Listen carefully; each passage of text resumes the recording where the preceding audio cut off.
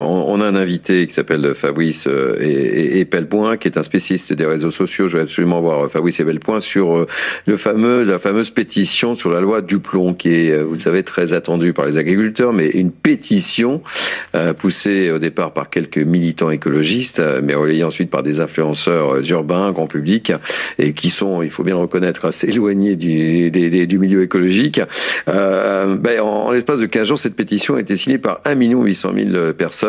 On voit tout ça avec Charlotte Diry et on va interroger Fabrice Epelpoint justement sur... Parce qu'il y a eu une autre pétition, je rappelle, sur C8 et il n'y a pas eu autant de... Ça n'a pas suscité autant de mobilisation de certains, si vous voyez ce que je veux dire. On voit le sujet d'abord de Charlotte Diry.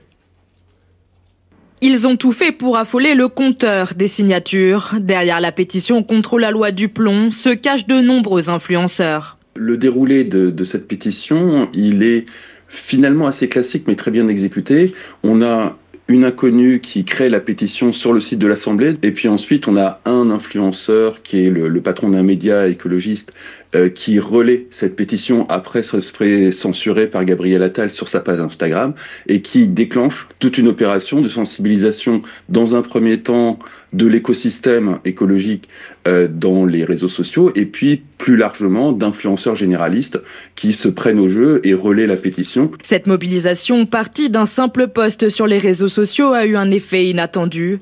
La créatrice de contenu Enjoy Phoenix ou encore le youtubeur Bastos n'ont pas hésité à prendre position, incitant leurs milliers d'abonnés à en faire de même.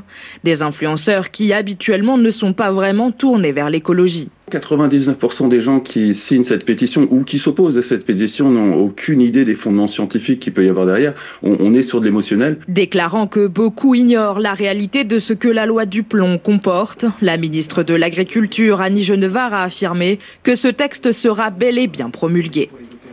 Alors, je voulais qu'on prolonge l'échange avec vous, puisque vous êtes dans ce reportage, Fabrice Epelpoint.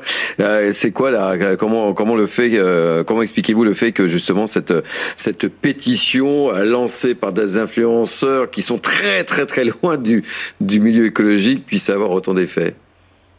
Je l'explique tout simplement par le fait qu'ils savent faire du militantisme en ligne, ils savent faire des mobilisations, ils ont un terrain qui de toute façon est mobilisé en permanence parce que c'est pas les problématiques écologiques qui manquent pour sensibiliser la population et puis qu'ils ont su à un moment donné donner le top départ à un grand exercice de mobilisation citoyenne qui était assez facile à faire. Ça prend 1 minute de signer une pétition.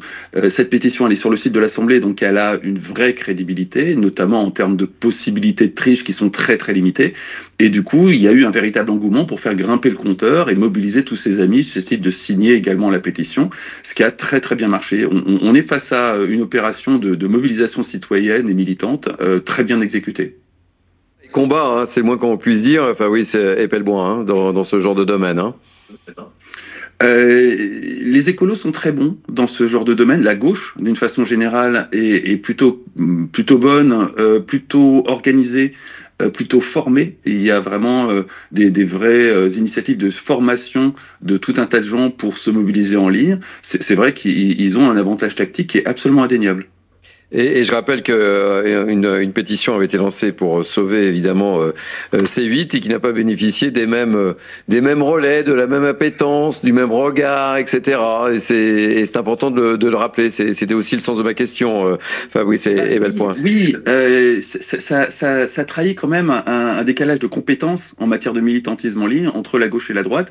C'est clair que il n'y a pas ces compétences à droite, il n'y a pas cette habitude à droite. On peut le remarquer également dans les mobilisations tout à fait classiques, les manifestations. La gauche est capable de mobiliser des centaines de milliers, parfois des millions de citoyens dans la rue.